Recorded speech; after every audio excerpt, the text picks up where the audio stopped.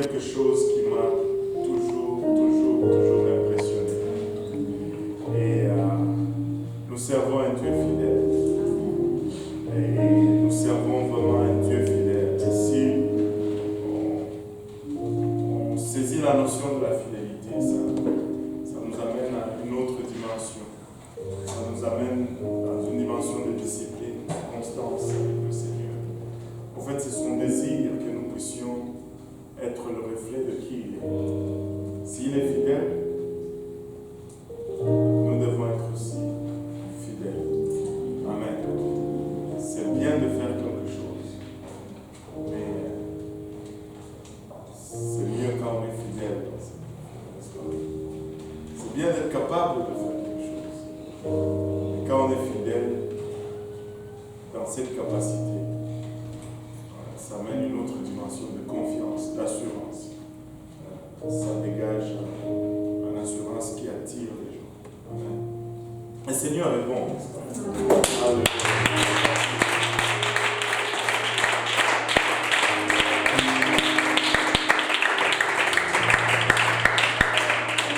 Je suis content qu'il pardonne fidèlement. Sinon, je serais dans les troubles. Amen. Alléluia. Bienvenue parmi nous. Vous pouvez vous asseoir. Content de voir tout le monde encore une fois ici aujourd'hui. Content de voir Dieu et son ami pour la première fois. Alléluia.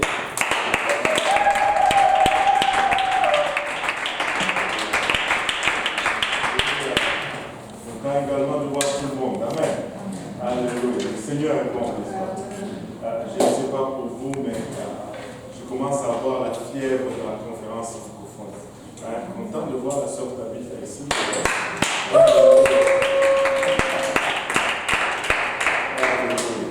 Depuis qu'elle a déménagé à l'Est. Alléluia. Le Seigneur est bon, n'est-ce pas? Alléluia. Maintenant, on entre dans la fièvre de la conférence. Je ne sais pas pour vous, mais alléluia. J'anticipe surtout que je ne sais pas si, ça c'est peut-être juste moi, et mes excitations, mais je sais que nous sommes dans la volonté de Dieu. Vous savez, le prédicateur hier, qu'est-ce qu'il a dit? Qu'est-ce qu'il a dit? Vous ne savez pas? Le prédicateur a dit que nous sommes des ouvriers de la 11e heure. Mais il a dit quelque chose de particulier avec les ouvriers de la 11e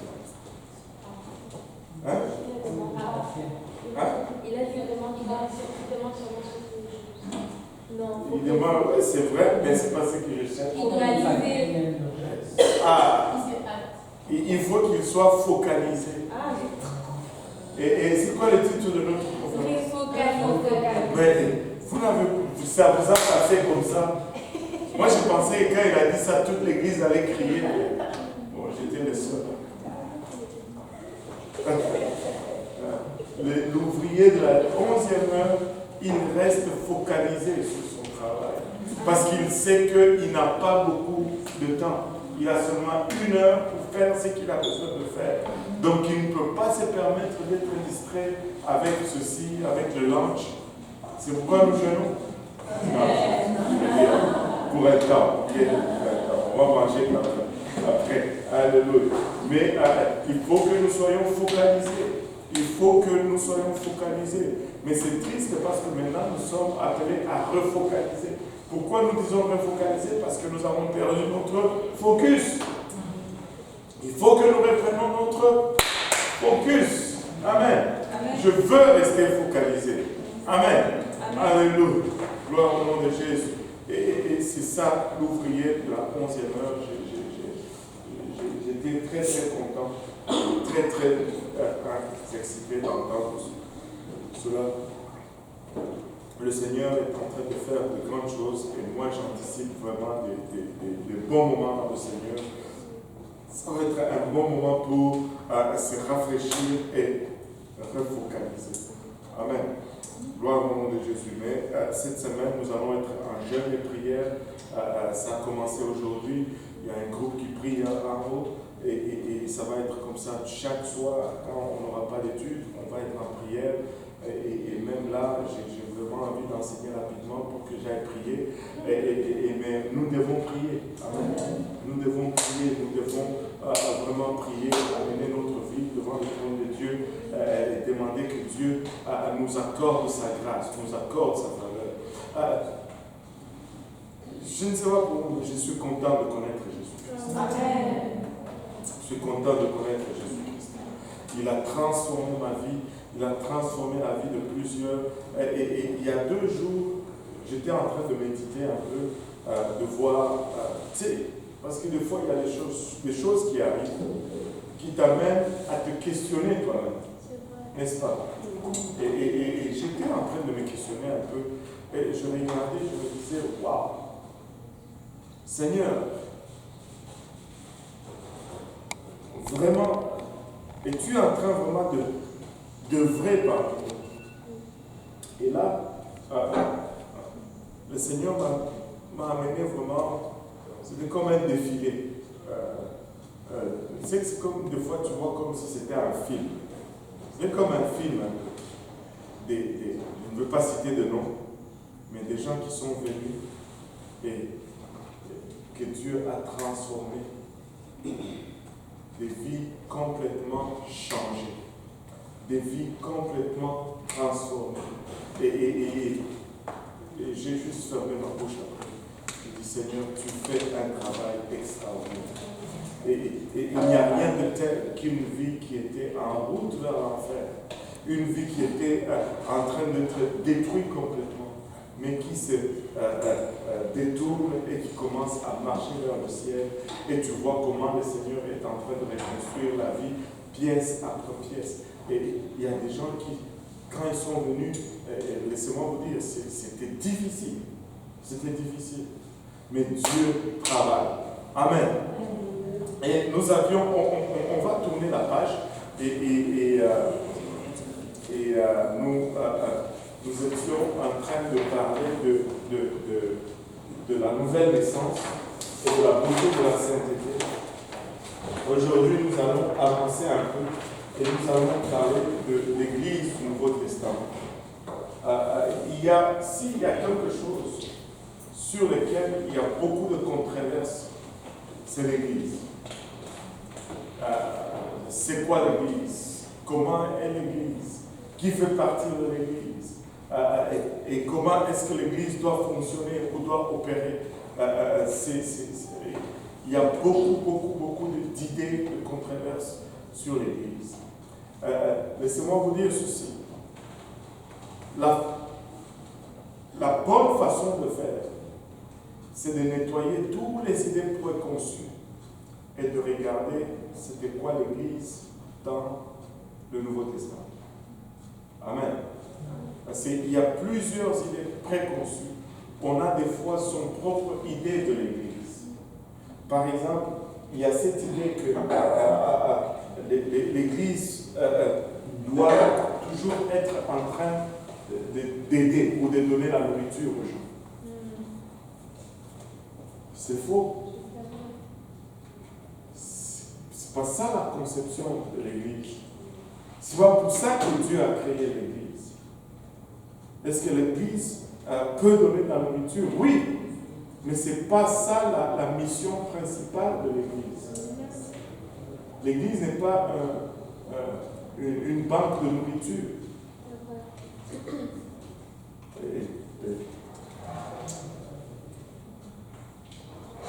Le mot Église vient du grec ecclésia qui veut dire, qui signifie littéralement ceux qui sont appelés hors de parents du monde.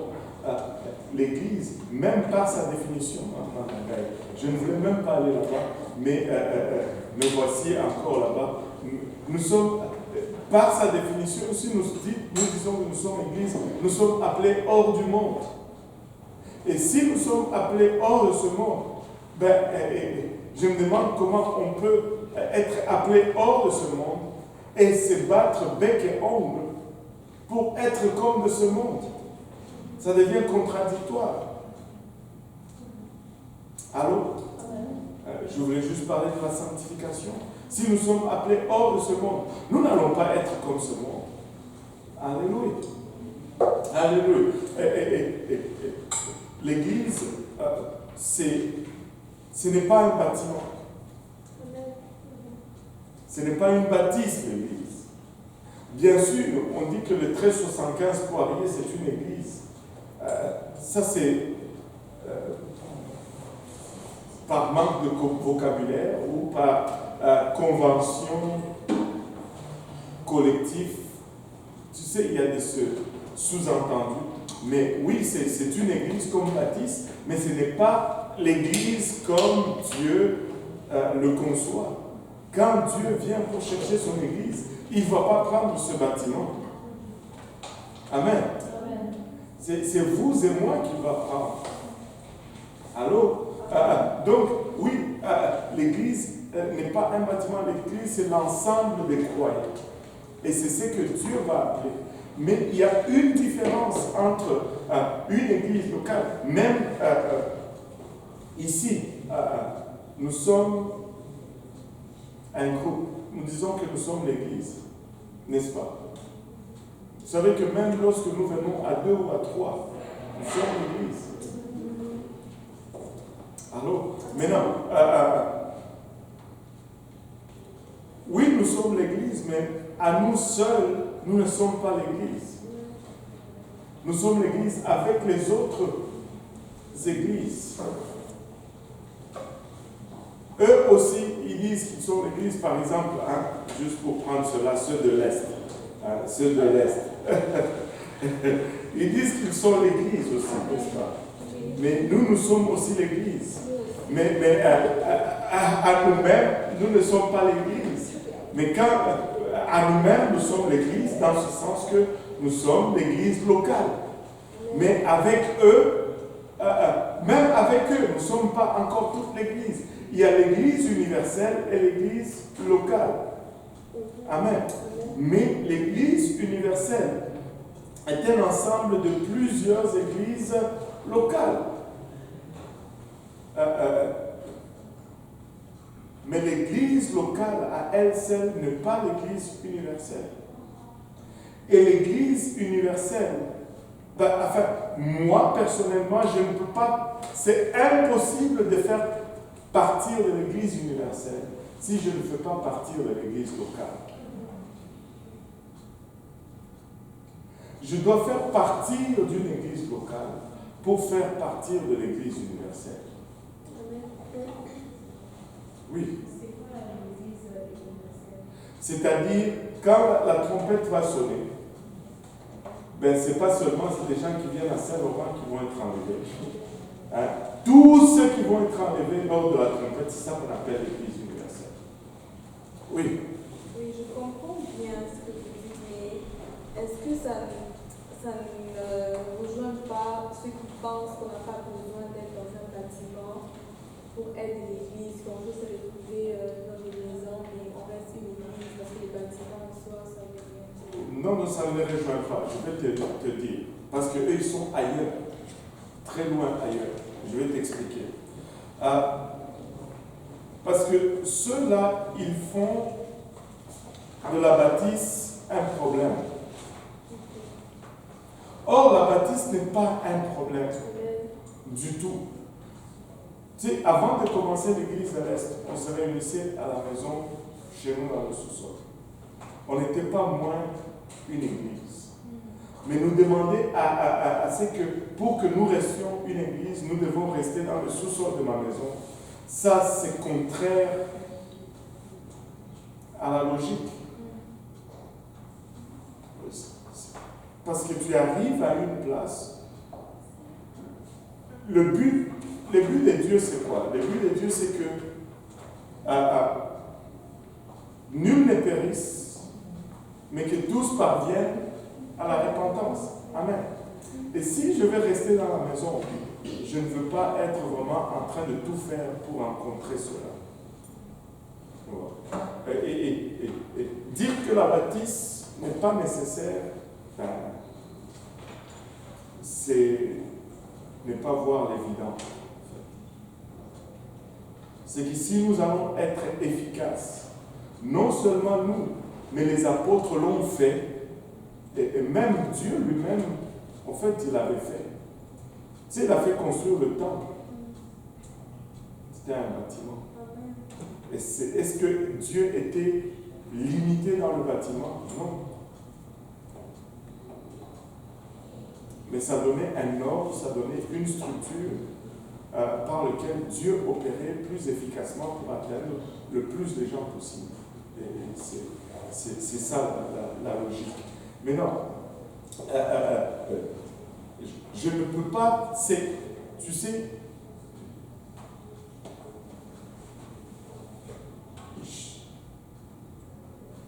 moi seul, je ne suis pas l'Église. Je fais partie de l'Église. Je suis le membre du corps de Christ. L'Église, c'est le corps de Christ. Je dois venir avec les autres. Et je vais faire ce devoir. J'ai déjà vu qu'il y a presque une cinquantaine de commandements que tu ne peux pas obéir si tu ne congrègues pas avec les autres. Et je vais les chercher. Je ne me suis jamais attardé à les chercher. Je vais les chercher. Des fois, la Bible va appeler l'Église l'Assemblée. Dieu nous met en garde expressement pour ne pas négliger notre assemblée les uns avec les autres. Il y a plusieurs places dans la Bible où on vous dit, avant d'aller à l'église, faites ceci. Et avant d'aller à la maison de Dieu, blablabla. Il y a une place partout à travers l'Ancien Testament des textes. Certains historiens disent que anyway, regardez ceci.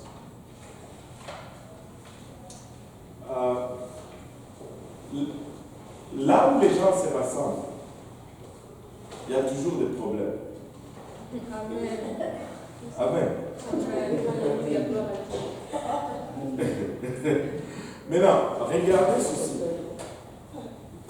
Dès que les gens ont commencé à s'organiser, à se rassembler en communauté, il a commencé à avoir des problèmes. Le tout premier problème qu'il y a eu, Actes chapitre 6, le partage de la nourriture était problématique. Là, ils ont nommé des diacres pour servir. Écoutez, c'est tellement un argument terre à terre.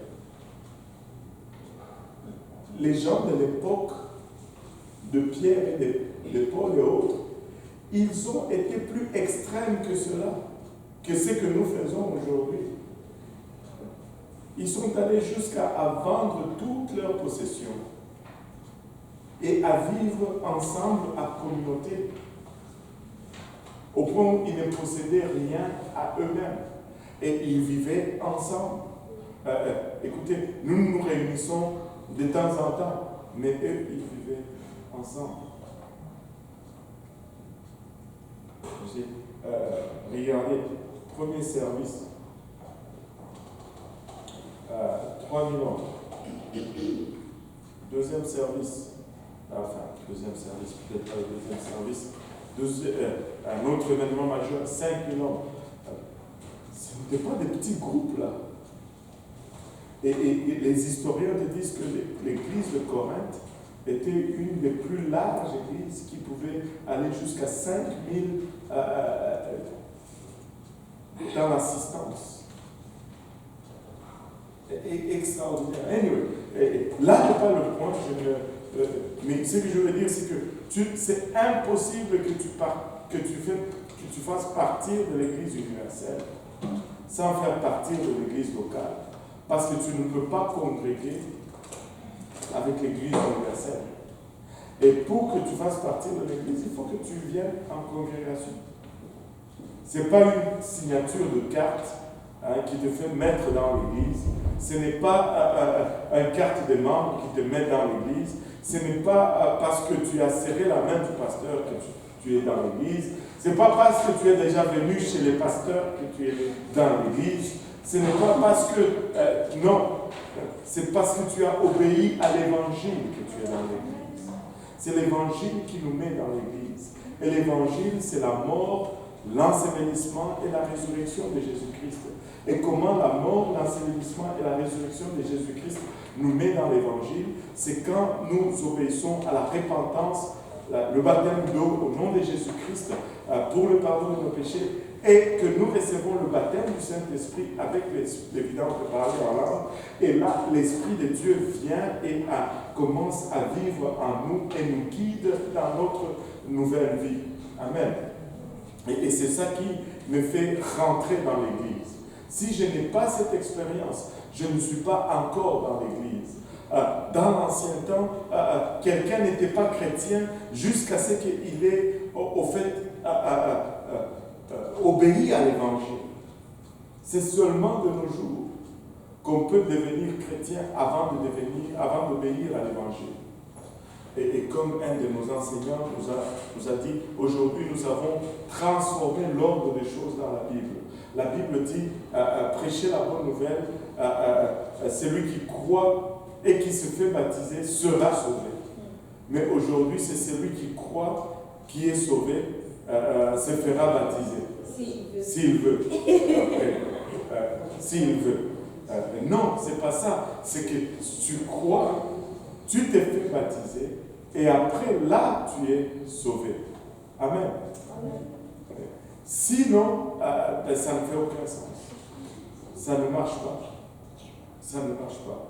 Mais non, cette église est née le jour de la Pentecôte. Oh, j'aime le jour de la Pentecôte. C'est l'anniversaire de l'église.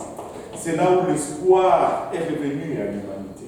Ce qui était défait dans le jardin a été, ce qui était fait dans le jardin a été défait le jour de la Pentecôte. On a reçu, on nous a restauré cette interface, l'habilité de communiquer directement avec Dieu, avec son esprit qui était maintenant en nous. Extraordinaire. C'est puissant la Pentecôte. Si tu dois te réjouir, réjouis-toi de la Pentecôte.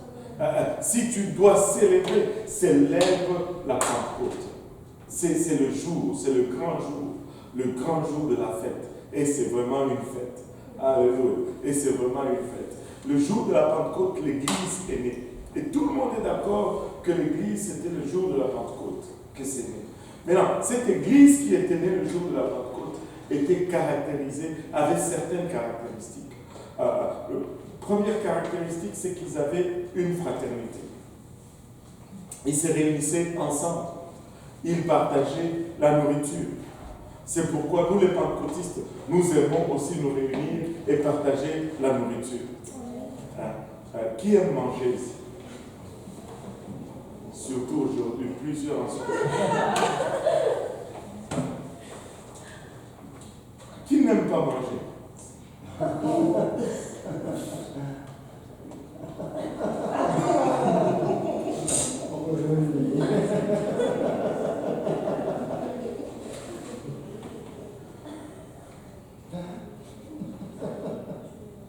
Je vais poser la question. Je n'ai pas dit qui n'aime pas manger les brocolis ou quelque chose. J'ai dit qui n'aime pas manger. Point final.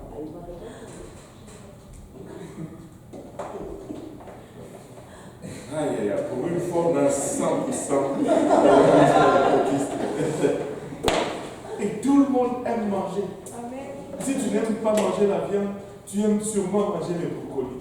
Si tu n'aimes pas manger les brocolis, tu aimes sûrement manger la crème glacée. Si tu n'aimes pas manger la crème glacée, c'est peut-être les noix que tu aimes manger.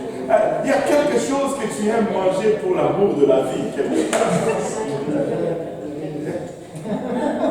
On peut trouver quelque chose. Peut-être c'est les réserves ou je ne sais pas, mais tu dois aimer manger. Amen. Alléluia. Seigneur. Alléluia. Nous aimons tous manger. Alléluia. Et l'Église primitive se réunissait partagez la nourriture, et rompez le pain, et partagez la parole de Dieu. C'est ce que nous sommes en train de faire. C'est pourquoi c'est toujours efficace, les études bibliques. On partage la parole de Dieu, et après on partage la nourriture. Et puis après, les gens reviennent. Là, on ne sait plus si c'est pour la nourriture ou la parole de Dieu. Mais on est content qu'ils soient là. On partage encore la parole de Dieu et on partage la nourriture. Et peu à peu, bien que la nourriture entre, mais la parole de Dieu aussi entre. Et cet homme est formé aussi bien physiquement que spirituellement. Et nous devons avoir de fraternité. Nous devons nous réunir ensemble. C'est vraiment approprié pour que les gens ou les enfants de Dieu se réunissent souvent. Aujourd'hui, on doit même justifier qu'on se réunisse souvent. C'est tout un problème qu'on se réunisse. Mais nous aimons ça. Nous aimons ça. Je ne sais pas pour vous, mais moi j'aime ça. Amen, moi aussi. Alléluia. Et j'aime quand on se rencontre comme enfants de Dieu et qu'on voit Dieu faire des choses parmi nous. C'est juste, c'est toujours extraordinaire. Maintenant, cette église primitive était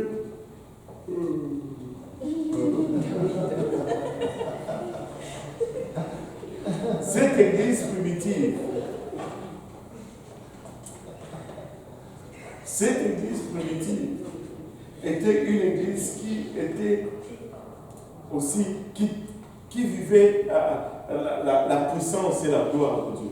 C'est-à-dire, on voyait des miracles prendre place parmi nous. Il y avait le boiteux qui a été guéri lorsque Pierre et Jean allaient au temple, et on le voit là. Et les miracles faisaient partir de cette église primitive. Et si nous allons être cette église primitive, nous devons aussi voir des miracles partout. Si nous allons être cette église primitive, nous devons voir la fraternité. Nous devons voir des miracles. Écoutez, Dieu fait des prodiges encore aujourd'hui. Dieu fait des miracles encore aujourd'hui. On peut commencer à les compter. Je pense que moi je sers, ça fait 20 ans que je sers le Seigneur. 20 ans depuis que je suis venu au Seigneur. Le servir, c'est peut-être moins que 20 ans. 20 ans, là, j'ai bien celle-là. 20 ans depuis que je suis venu au Seigneur. Et laissez-moi vous dire, dans les 20 ans, j'ai vu des choses extraordinaires. Dans les 20 ans, j'ai vu au moins un mort ressuscité. Dans les 20 ans, j'ai vu des gens qui avaient des diagnostics qui ne pouvaient pas... Enfin, je n'ai pas ressuscité un mort. Moi, je ne ressuscite personne. J'ai vu des gens dont le diagnostic était qu'ils n'allaient jamais marcher. Ils marchent aujourd'hui et bien fort parmi nous. Et quand ils étaient petits, on ne pouvait même pas les asseoir. Quand on assoyait le bébé tombait d'un côté ou de l'autre. Mais ça marche, et ça sert Dieu, ça fait tout ce qu'il y a comme un enfant normal. J'ai vu des sidatiques, j'ai vu au moins 2 personnes sidatiques être complètement guéries de cette maladie. J'ai vu des gens être guéris de cancer. J'ai vu des gens qui étaient diagnostiqués stériles, qui ont des enfants. Et j'en ai vu des choses. Et j'anticipe encore en voir davantage. Et Dieu fait ces choses. Et j'ai vu l'argent. Dieu m'a donné l'argent là où je ne devais pas en avoir. Je vous dis, j'ai vu ces choses. J'ai vu ces choses. Mais cette église doit rester. On doit voir ces choses. Très souvent, quand nous disons les 2 choses, les 2 premières choses, tout le monde dise Amen, comme vous avez dit. Mais quand on parle à la troisième chose, là, les Amen diminuent. La troisième chose, c'est la générosité. Cette église donnait aussi. Parler de l'argent dans cette église n'était pas un problème. Mais aujourd'hui, quand on parle de l'argent dans l'église, on nous catalogue. Anyway, cette église donnait généreusement. Et si nous allons être aussi une église comme l'église primitive, nous allons donner aussi généreusement. Pourquoi est-ce que quand ça devient une question de l'argent, ça devient sensible? Savez-vous pourquoi?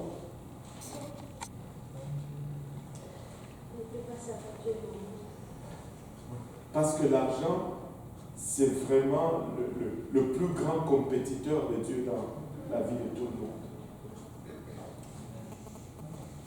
L'argent, c'est le plus grand compétiteur de Dieu dans nos vies. Alléluia. Wow. Juste par ce silence, tu peux voir que c'est vrai. Je me rappellerai toujours de cette histoire, je vais la raconter encore. Cet homme à qui on a prêché l'évangile, on lui dit waouh, voilà, on va te baptiser. Il demande qu'est-ce que signifie le baptême, et le prédicateur lui l'explique, lui dit bon, le baptême, pour te l'expliquer juste du point de vue pratique, on va te tremper dans l'eau et tout ce qui va entrer dans l'eau appartient à Dieu. Et c'est pourquoi on doit te tremper dans l'eau pour que tu puisses appartenir à Dieu. Et il était là dans l'eau, il dit attends une minute avant que tu me baptises. Il met d'abord sa main. Là, les pièces qui sont tombées, elles viennent à l'eau, c'est Dieu. Il sort son porte-monnaie et il le tient comme ça. Et on le baptise. Baptisé au nom de Jésus. Son porte-monnaie ne rentre pas dans l'eau. Des fois, nous devons baptiser au nom de Jésus.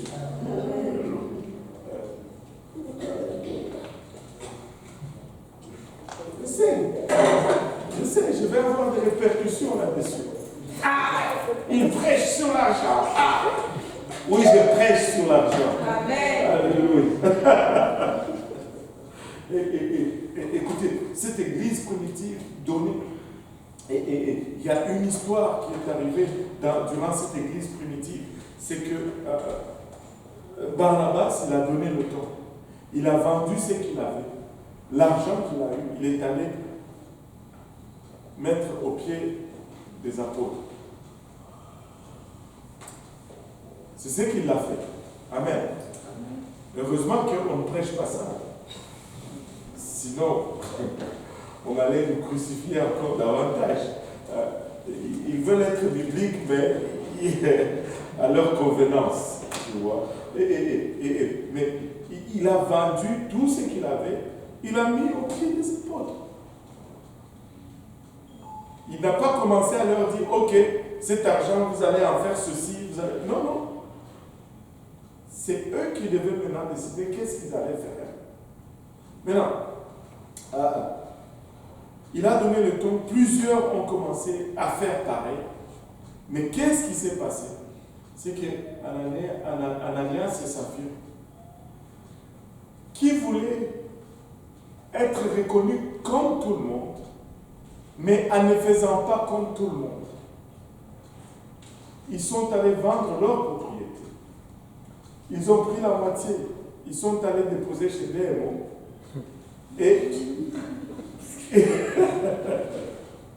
Et la moitié, ils sont venus devant les apôtres. Oh Pierre, voici, nous avons vendu notre maison à 150 000 $, et voilà les 150 000 $. Peut-être que Pierre connaissait le marché immobilier. Non. Je voulais juste le mettre dans le contexte actuel. Alléluia. Et Pierre demande à Ananias, c'est vraiment ça que vous avez vendu votre maison? Ananias dit oui, c'est ça. Capou, il tombe, il meurt. Pierre dit, prenez-les allait l'enterrer. Tu sais, si quelque chose comme ça arrivait, on allait dire, mais c'est quel pasteur ça? Pas de compassion. Il n'a même pas versé une petite larme. Il a tout simplement dit, prenez-le et allez l'enterrer. Wow. Et là, sa femme, Saphira, elle vient. Capote. Et la Pierre lui demande, hey, dis-moi, ma soeur Saphira, c'est vraiment ce montant pour lequel, tu sais, aujourd'hui, les gens allaient dire, mais c'est quoi ton problème, pasteur? Qu'est-ce que tu as à leur demander le prix qu'ils ont vendu leur maison, n'est-ce pas? Je suis honnête avec vous là, très ouvert. Je vous parle honnêtement. C'est quel pasteur ça? Ils demandent même les prix qu'ils ont. Mais c'est Pierre, c'est dans votre Bible. Oh, Saphira, c'est comme ça que vraiment que vous avez vendu cette maison. Hein? Oui, pasteur. Gadaboum. Non, avant même qu'elle tombe, non, Pierre, elle, au moins, Pierre lui dit, ah, donc tu t'es mis d'accord avec ton mari pour tromper le Saint-Esprit. Et voici ceux qui sont allés enterrer ton mari. Ils sont en train de venir. Ils vont te prendre, ils vont aller aussi t'enterrer. Waouh! C'est dur, hein? C'est dur. Du coup, vous êtes content d'être dans l'église en 2019, hein? Pas en l'an 33, quelque part là-bas. Et là, kataboum, elle tombe aussi. On l'amène, on va l'enterrer. Maintenant, c'est quoi le problème? Le problème, ce n'est pas qu'ils ont donné la moitié de l'argent. Ils pouvaient même garder leur terrain. Ça n'allait pas être un problème. Mais le problème, c'est de vouloir mentir pour juste être considéré et avoir l'apparence de... Tu sais, nous devons faire attention. Amen. Juste être honnête avec Dieu. Juste être honnête avec Dieu. Et une question? Oui. Les gens de l'Est, hein? Oui. Est-ce que ça a rapport avec le verset qui dit « Faites part de tous vos biens à ceux qui vous enseignent » Je ne sais pas c'est quoi le verset, mais je paraphrase, ça dit quelque chose comme ça. Non, le verset, je pense que c'est que pas... Si ma mémoire est bonne, c'est peut-être mieux de trouver le verset pour le contextualiser. Mais c'est plutôt, je pense que le verset parle plutôt dans le sens que si quelqu'un prie pour toi, quand tu reçois une réponse, informe la personne. Okay. Tu sais, ça s'appelle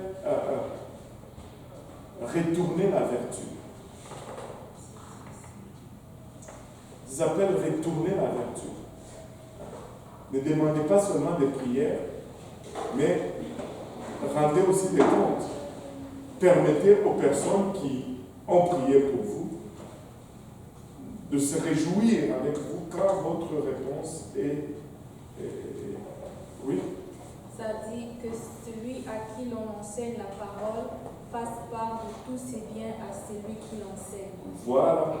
Si je te donne une parole, si je t'enseigne sur quelque chose, par exemple, je vais prendre cet exemple, c'est la meilleure. J'étais en train d'enseigner la sanctification à l'église de l'Est. Et là, la sœur Marilyn s'est levée. Et elle a dit, pasteur, je vais dire ceci, parce que tu sais, la sanctification, c'est toujours, vous savez vous-même. Elle a dit ceci, pasteur, je dois dire quand même quelque chose.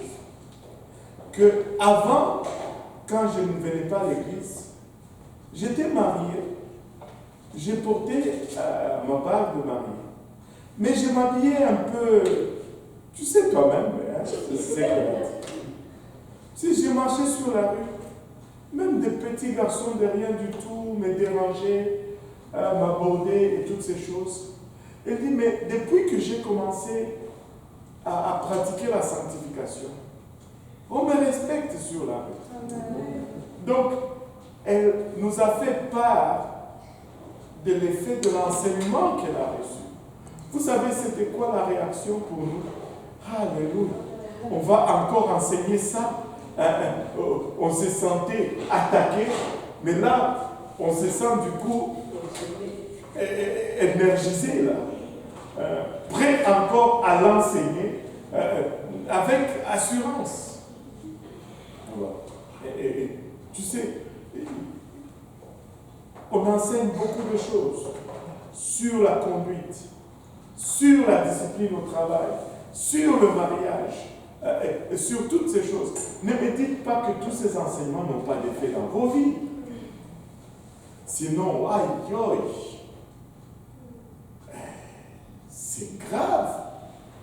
Sur la sanctification, sur les finances.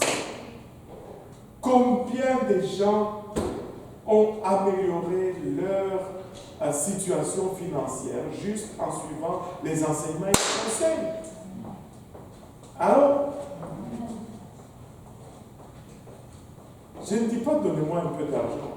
Non, juste approuvez l'enseignement. Dites à quelqu'un, écoutez, et le but vraiment de ce verset, ce n'est pas pour que celui qui enseigne se gonfle, mais c'est pour que quelqu'un d'autre soit aidé. Parce que ça devient ce qu'on appelle un témoignage. Et ça va édifier quelqu'un. Alors, et c'est ça. Donc, Ananias et Saphira, ce n'est pas qu'ils ont donné la moitié. Là n'est pas le problème. Ils auraient même pu garder tout. Pierre leur dit, avant que vous l'ayez vendu, cette propriété n'était-elle pas à vous? Oui. Même après que vous l'ayez vendue, ça vous appartenait entièrement. Alors pourquoi vouloir mentir? Mais cela ne doit pas être seulement dans les finances. Cela doit être appliqué dans tout aspect de choses. Écoutez, nous avons comme principe à l'Église que si tu ne pratiques pas la sanctification, tu ne peux pas t'engager dans un ministère. Alors, ne viens pas nous mentir, tu pratiques la sanctification à moitié, juste pour faire le ministère. C'est pareil. Quand tu es dehors, ou loin, ou quand tu penses que pasteur ne passe pas par ces chemins-là, tu te décores, tu te pomponnes et tu fais tout. Et laisse-moi te dire ceci. Un jour, Dieu va me faire passer par ce chemin-là. Et je vais te voir. Parce que c'est déjà arrivé à plusieurs reprises. Pas parce que... Non, c'est parce que... Il faut juste être honnête. Point final. Un jour, tu sais, je vois, le Seigneur, deux fois. Un jour, je me rappelle, j'étais à Amérique. Tu sais, à l'ancien temps, là, quand les autobus, tu sais, les autobus voyageurs, là, étaient encore de l'autre côté, c'était dans la cour extérieure. Là. Je ne sais pas s'il y en a qui se rappellent. Le bus de New York, c'était la dernière arrêt. Là. Il n'y a personne qui se rappelle. Oui. Yes, voilà. Maintenant, et j'étais là, je ne sais plus qui je suis allé accompagner ou ramener. L'autobus de New York arrive. Et puis, la porte ouvre, les gens sortent, et je vois la sœur sortir de l'autobus en complet jogging Adidas. Elle a failli retourner dans l'autobus. Tu vas cogner quelqu'un, descends seulement. Ce n'est pas moi qui ai écrit la Bible. Moi, je te la donne pour ton bien. Si tu ne veux pas, dis seulement je ne veux pas. Je ne veux pas être fâché contre toi. Mais au moins, sois honnête. Ne viens pas ici, tu me dis une chose, quand tu vas là-bas, tu fais autre chose. Ça ne marche pas. Ça ne marche pas. Descends, je vais t'aider à descendre. Et donc, c'est pas bon. On ne peut pas faire des choses comme ça. Amen. Nous, on n'est pas la police. Si tu ne comprends pas, dis je ne comprends pas. Si tu ne veux pas, dis je ne veux pas. Tu vas prendre tes décisions. Nous aussi, on va prendre les décisions à ce qui nous concernent. Et on peut même rester des amis. Tu m'invites chez toi, je vais venir manger. Mais je ne veux pas te mettre dans des positions de responsabilité parce que c'est juste. Est-ce que c'est compliqué à comprendre ça? Je n'ai jamais compris pourquoi on ne comprend pas ça. Amen. Alléluia. Donc, nous devons rester comme cette église primitive. Non seulement elle avait la fraternité, non seulement il y avait la poche.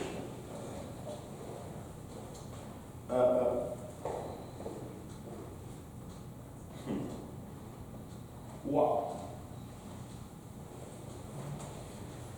Anyway. Il y avait la puissance. Nous devons avoir la puissance. Il y avait la générosité. Nous devons avoir la générosité. Maintenant, les gens vont prendre cela et ils vont dire, ah, moi je venais à l'église, j'avais un tel besoin, personne ne m'a rien donné. Justement, c'est pas ça l'église. C'est pas ça l'église. Tu ne viens pas à l'église pour que les autres travaillent pour toi et qu'ils te donnent gratuitement. C'est pas ça l'église. C'est pas parce que nous sommes dans l'église que je suis obligé de te donner ou de t'aider. Ce n'est pas une obligation. Amen. Oh boy, on ne semble pas être d'accord. Ok, je vais t'expliquer. Je vais te donner juste un exemple. C'est juste un exemple. Okay? C'est juste par exemple. Et je sais que personne ici ne fait ça. Amen. Chaque dimanche, nous venons à l'église à 13h. Et puis, en passant à l'église, c'est à 13h. À 13h, on vient, on prie jusqu'à 13h30. Et puis, à 13h30, on commence à adorer. Mais à partir de 13h, on a déjà commencé. Amen.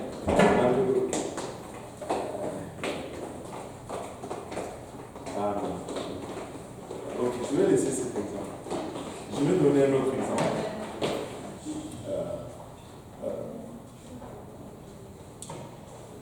Les jeunes, comme pasteur les jeunes là. Les jeunes se réunissent. Ils ont une activité, ils sont allés jouer au basket, ils ont évangélisé au parc. Et puis le pasteur lui-même dit, ok, on va aller dans le sous-sol de l'église pour clôturer cela. On va se cotiser $5 chaque. On va commander la pizza et la boisson comme ça. On va manger ensemble. Et puis là,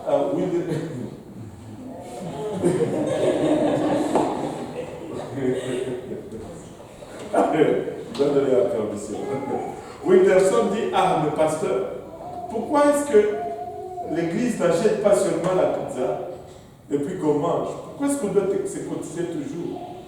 L'église peut juste payer. Et là, le Seigneur donne une sagesse instantanée au pasteur et lui répond, c'est quoi Wilderson? L'église, c'est toi. Donc, justement, quand tu donnes, c'est l'église qui achète.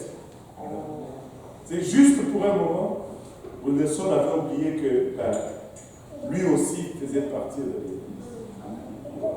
On ne peut pas venir avec l'idée que l'église c'est quelque chose d'autre, et puis moi c'est quelque chose d'autre. Non, je suis l'église. Si on doit faire quelque chose, je dois participer. Pas seulement être là en train de recevoir. Si je ne suis pas capable, gloire à Dieu. Mais je ne veux pas être là avec une mentalité de l'église me donne, l'église me donne, l'église me donne, l'église me donne. Écoute, si l'église te donne, c'est parce que les autres ont donné. À un moment donné, il faut que toi aussi tu commences à donner pour qu'on donne aux autres, sinon la chaîne va s'arrêter quelque part. Alléluia. Amen, gloire à Dieu. Amen. Amen. Je vais me donner Amen moi-même. Amen. Alléluia. Amen. Bon. Nous devons être aussi caractérisés par cette générosité parce que nous sommes l'Église. Amen. Alléluia. Et nous allons avancer encore un peu aujourd'hui. Non seulement elle avait la fraternité, non seulement elle avait les miracles, mais elle avait aussi également la générosité. Et cette église avait beaucoup de réveils. Le réveil était fort dans cette église. Mais laissez-moi vous dire ceci. Si tu as ces trois choses, tu vas être garanti d'avoir le réveil. Tu vas être garanti d'avoir le réveil. Quand tu as la fraternité, tu vas avoir le réveil. Quand tu as les miracles, tu vas avoir le réveil. Mais quand tu as la générosité, quand les gens donnent, le réveil est à la porte. Le réveil est à la porte. Un des signes du réveil qui ne trompe pas, tu vas voir que les gens vont commencer à donner d'une façon qui surprend, en fait. Maintenant, cette église primitive, alléluia, cette église primitive avait aussi une particularité. C'est qu'elle a connu la persécution. Maintenant, d'où venait la persécution? Pourquoi la persécution? Il y a plusieurs théories. Et ces théories peuvent être vérifiées aussi dans la Bible. Mais personne n'aime être persécuté. Nous n'aimons pas la persécution. Amen. Mais des fois, Dieu permet la persécution. Dieu n'aime pas la persécution. Dieu nous aime. Il ne veut pas que nous ayons des problèmes. Mais des fois, à cause de notre attitude, Dieu va envoyer la persécution pour nous faire sortir de notre état de complaisance. J'ai déjà remarqué cela dans l'Église. Et c'est vrai, et ça reste vrai aujourd'hui. Les fidèles qui sont persécutés, ce sont les fidèles qui sont les plus évangéliques. Ce sont les fidèles qui sont les plus actifs. Ce sont ceux-là qui vont gagner le plus les âmes. Ce sont ceux-là qui vont être là pour la prière, pour évangéliser. Ce sont ceux-là qui sont persécutés. Et quand on avait commencé l'œuvre ici, quand on a repris l'œuvre et qu'on a commencé, que Dieu a commencé à amener les jeunes, écoutez, on était persécutés. On était persécutés. On m'appelait de pays d'Afrique pour me menacer. Toi là, si tu oses mettre tes pieds ici, tu verras. Qu'est-ce que tu as enseigné à mon enfant? Et là, j'étais comme, mais papa,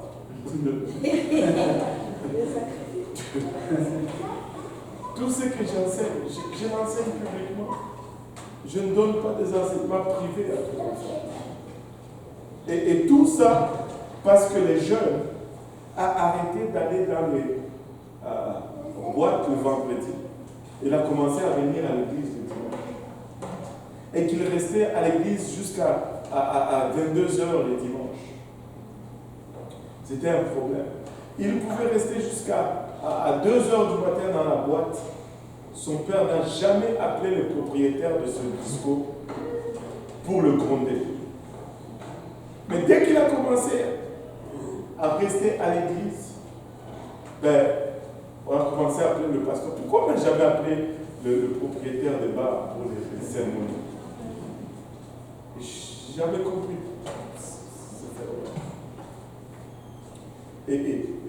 Mais en ce temps-là, ces jeunes étaient en feu. Écoutez, ils étaient dehors. Ils étaient évangéliques comme pas possible. Mais aujourd'hui, il n'y a plus beaucoup de persécutions dans nos familles. Peut-être qu'on devait commencer à prier pour qu'on soit encore persécutés. Pour qu'on revienne encore à cette place où nous étions en feu pour le Seigneur.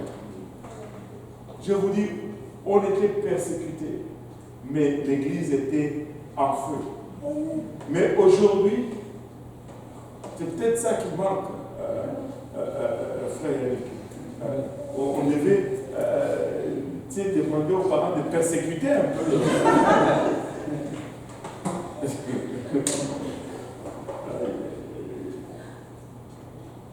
La persécution va nous sortir de notre zone de confort. L'Église a commencé à être persécutée. Regardons un peu dans le livre des Actes.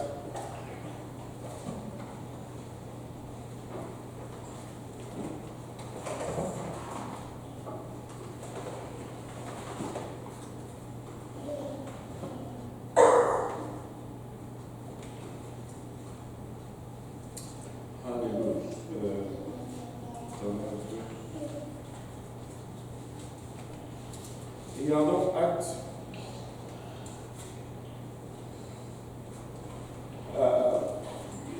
On va juste voir les effets de la persécution. Actes chapitre 8, versets 1 à 4. Saul avait approuvé le meurtre d'Étienne. Il y eut ce jour-là une grande persécution contre l'église de Jérusalem. Et tous, excepté les apôtres, se dispersèrent dans les contrées de la Judée et de la Samarie. Les hommes pieux ensevelirent Étienne et le pleurèrent à grande voix. Saul, de son côté, ravageait l'église, pénétrant dans les maisons. Il en arrachait hommes et femmes et les faisait jeter en prison. Ceux qui avaient été dispersés allaient de lieu en lieu, annonçant la bonne nouvelle de la parole. Ceux qui avaient été dispersés, d'abord il y a eu la persécution. Ils rentraient même dans les maisons pour les arracher, les faire jeter en prison, les faire jeter au feu. Mais ceux qui étaient persécutés allaient maintenant de lieu en lieu et annoncer la bonne nouvelle. Au départ, le Seigneur leur avait donné ce commandement. Vous recevrez une puissance, le Saint-Esprit surviendra sur vous, et vous serez mes témoins à Jérusalem, en Judée, en Samarie, et jusqu'aux extrémités de la terre. Mais ils ont reçu la puissance dans Acte 2, mais là on est déjà dans Acte 8. Savez-vous que jusqu'à Acte 7, de Acte 2 à Acte 8, il y a 10 ans de temps qui se sont déroulés. 10 ans juste là. Vous n'avez pas réalisé que ça faisait si longtemps. Et ça, c'est toujours un problème quand on lit le livre des Actes. On voit tout ce qui est arrivé, on se dit, waouh, c'était intense. Parce que tu peux lire le livre des Actes dans un jour. Et là, tu as l'impression que ces choses arrivaient tous les jours. Mais le livre des Actes, c'est 60 ans d'histoire qui est condensé dans les 28 chapitres. 60 ans d'histoire. Il n'y avait pas un mort qui ressuscitait tous les jours. Ils allaient longtemps à l'église avant de voir un mort ressuscité. Ils allaient longtemps à l'église avant d'avoir 60 ans. 60 années. Personne ici n'a fait 60 ans à l'église. Allô? Hein? Personne n'a fait 60 ans à l'église.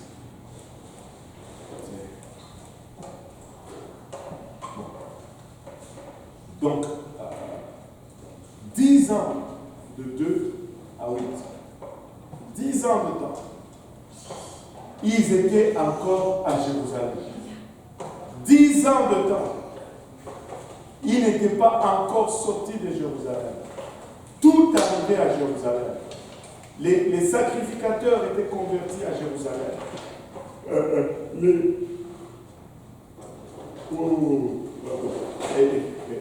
Les miracles arrivaient à Jérusalem. Mais tout se passait à Jérusalem pendant 10 ans.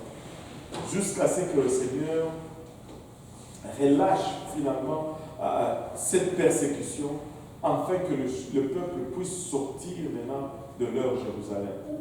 Et c'est la persécution littéralement qui les a mis dehors. Et le premier martyr à être tué, c'était Étienne. Si on remarque bien, Étienne, il y a tout un enseignement dans la vie d'Étienne.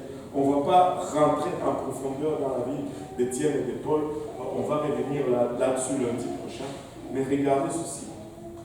Si vous lisez attentivement, Étienne était un de 7 diacres qui ont été choisis dans Acte 6. Quand ils ont eu le problème de nourriture dont on a parlé, vu qu'ils vivaient ensemble et que maintenant il fallait partager la nourriture, les Juifs qui étaient helléniques, c'est-à-dire des Juifs qui venaient des pays grecs, ont commencé à se plaindre que leurs veuves recevaient moins de nourriture que les autres. Et là, pour résoudre le problème, Pierre et les apôtres ont dit ceci. Nous ne pouvons pas, nous, maintenant les apôtres, nous charger de partager la nourriture. Amen. Ça va nous prendre le temps. Nous allons choisir 7 personnes. On va regarder ceci. Si on disait cela, on peut. Acte 6.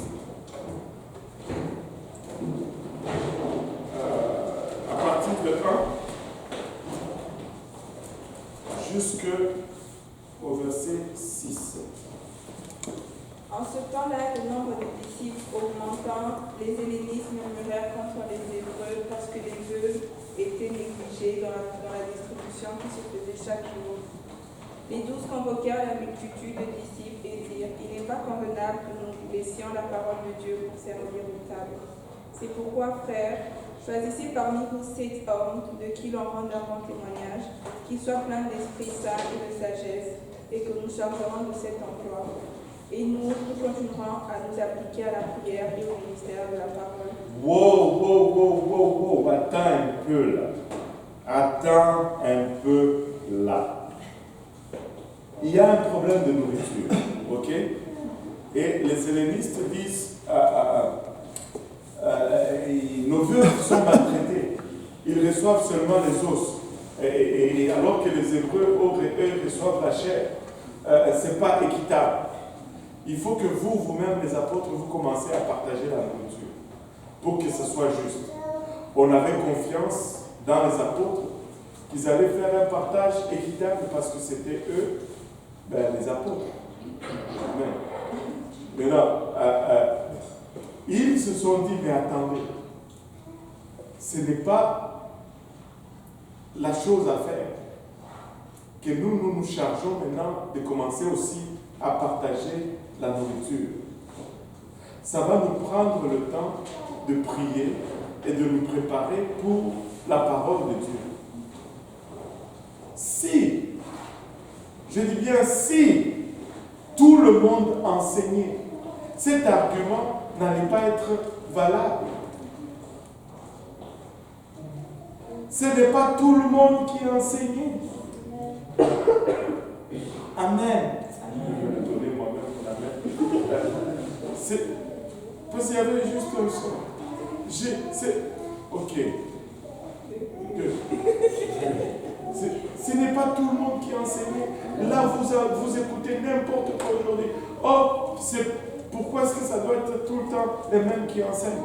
Parce qu'il y a une vocation d'enseignement. La Bible dit, il appelle certains enseignants. Il n'appelle pas tout le monde, il appelle certains enseignants. Et il y a une différence entre enseigner et témoigner. Je dois, tout le monde, nous sommes tous des témoins. Je dois aller témoigner, je dois aller évangéliser, mais tout le monde n'est pas appelé à enseigner. Et la Bible nous donne même un avertissement là-dessus, qu'il n'y ait pas une multitude qui enseigne parmi vous, parce que vous allez être jugés plus sévèrement.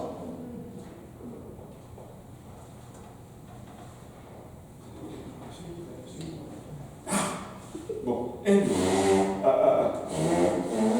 ils disent, nous allons nous consacrer à l'enseignement de la parole. Et choisissez cette personne, choisissez quelques personnes, et comme ça va nous dégager de cela. Maintenant, regardez un peu les critères qui ont été mis d'avant. Oh, j'aime cette partie. Regardez, ça c'est partager la nourriture. Hein. Amen. Juste distribuer la nourriture. Regardez. C'est pourquoi, frères, choisissez parmi vous 7 hommes de qui on rend un bon témoignage. Pour partager la nourriture, il fallait que tu aies un bon témoignage. Amen. Alléluia. Amen. Amen. Alléluia. Pour partager la nourriture, il fallait que tu sois plein d'Esprit Saint. Et toi, tu veux juste rentrer dans la chorale avant même d'être baptisé au nom de Jésus. Pour partager la nourriture, tu sais quand on fait le banquet là. Non, c'est vrai. Il faut que tu aies un bon témoignage et que tu sois plein de Saint-Esprit. Partager la nourriture. Plein de Saint-Esprit et de sagesse pour partager la nourriture. Waouh! Et quand tu mets les critères, on dit ok, avant que tu rentres dans la chorale, il faut que tu sois rempli du Saint-Esprit. Ah, cette église-là, on freine les gens, on arrête les gens, on empêche les gens de servir. Écoute, vraiment, Dieu m'a appelé, mais c'est Pasteur Kaosi qui m'empêche. Donc, tu veux me dire que vraiment ce Pasteur Kaosi-là, il est plus puissant que Dieu? Comment?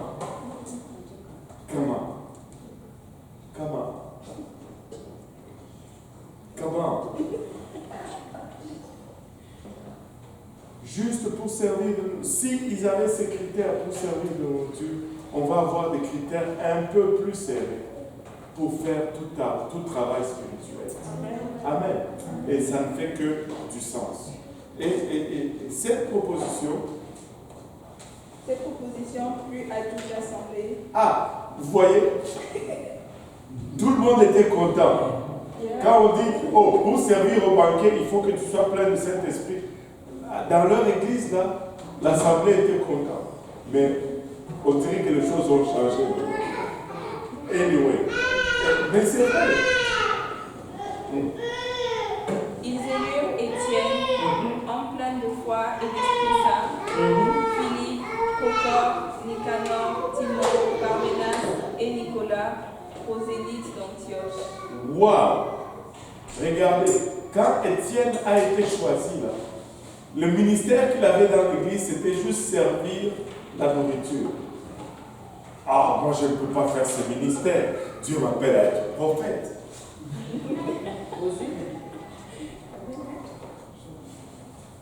Étienne servait juste la nourriture. Oh, moi, si je ne chante pas, je quitte l'église. Quitte.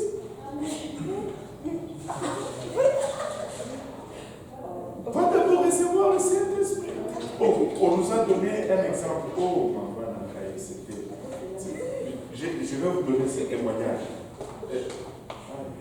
Je vais vous donner ce témoignage. On était au Togo. Et le surintendant de l'église au Togo nous dit ceci.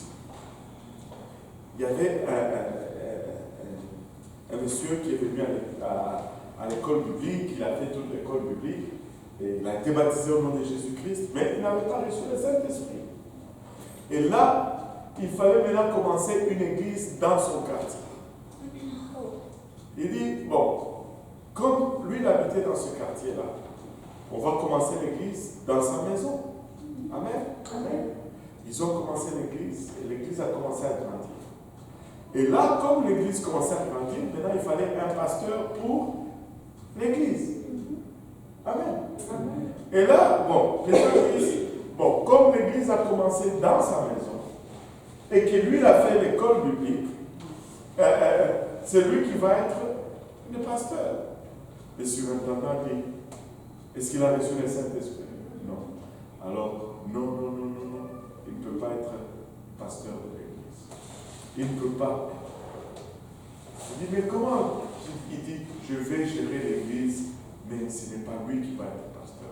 Ah, les gens se sont fâchés. Il y en a qui ont quitté. Mais le monsieur était fâché. Comment ça, l'église dans ma maison? Regardez. On ne va pas le faire. Non, ça ne se fait pas. Et là, l'église a déménagé. On est allé quelque part d'autre, ils ont commencé à louer. Le monsieur a cherché à gauche, à droite, mais finalement, il a continué à venir à l'église. Il a continué à venir à l'église. Vous savez, tout le monde dans sa maison était rempli du Saint-Esprit, sauf lui.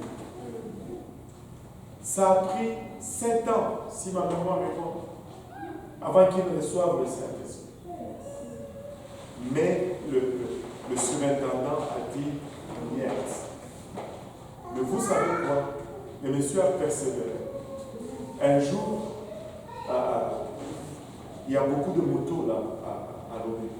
Un jour, il est allé voir le surintendant. Il dit, pour encore discuter de cette affaire. Le surintendant dit, mais regarde, la parole est claire. C'est le Saint-Esprit. Et là, il dit, ah, je comprends. Finalement, il a pris sa moto, il est rentré chez lui. Et cette nuit-là, le Seigneur l'a rempli du Saint-Esprit. Laissez-moi vous dire ceci. Quand il a reçu le Saint-Esprit, c'est tout le quartier qui a su qu'il a reçu le Saint-Esprit. Et le jour qu'il a reçu le Saint-Esprit, une cinquantaine d'autres personnes ont reçu le Saint-Esprit. Et quand il a reçu le Saint-Esprit ce jour-là, le surintendant est venu et lui dit, voilà, là tu peux être le pasteur de l'église. Et là, aujourd'hui, il est pasteur de cette église d'une façon extraordinaire. Écoutez, on doit juste suivre ça. Il dit, si il avait cédé, on n'allait pas avoir cette expérience. Ces gens, au milieu de la nuit, 2 heures du matin, ils parlaient encore avant. Vous savez c'est quoi l'Afrique? Tu peux faire le bruit, c'est pas grave. La police ne va pas venir. Les voisins sont venus, mais qu'est-ce qu'il a? Il a reçu le Saint-Esprit. Ah oui? Mais comment ça? Oh, hey! Et les gens recevaient le Saint-Esprit dans sa maison alors que Dieu l'avait.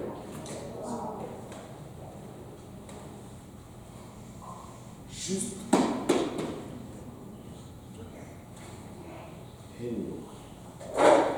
Si tu veux chanter, Saint-Esprit.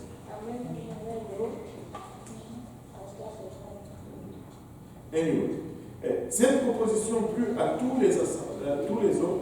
Ils ont choisi Étienne. Étienne servait la nourriture. C'était le travail d'Étienne dans l'église. Amen. Mais cela n'a pas empêché Étienne de sortir dehors et de déclarer tout haut l'évangile de Christ. Et ce n'est pas étonnant qu'on le retrouve comme étant le premier martyr de l'Église. Dans l'Église, il servait juste la nourriture, mais à l'extérieur, il était un témoin puissant de Jésus-Christ. Peu importe ce que je fais à l'intérieur, cela ne m'empêche pas de témoigner. Écoutez, les gens veulent tous être en arrière de la chair.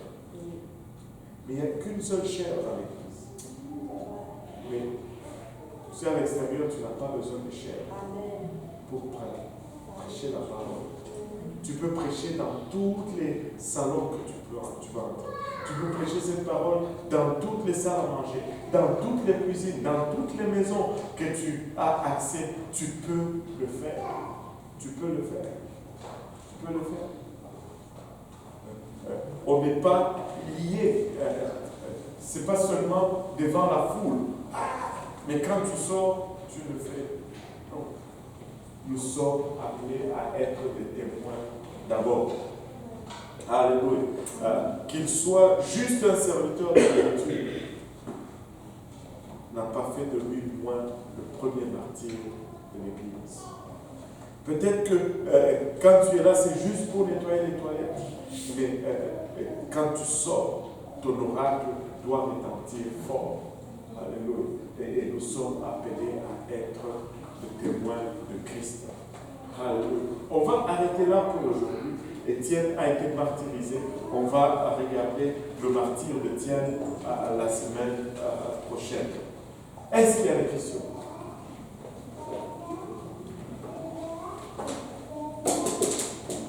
Pas de questions. Alléluia, amen, gloire à Dieu. Ou bien j'ai bien enseigné, ou bien tout le monde est pressé de rentrer chez lui. Alléluia.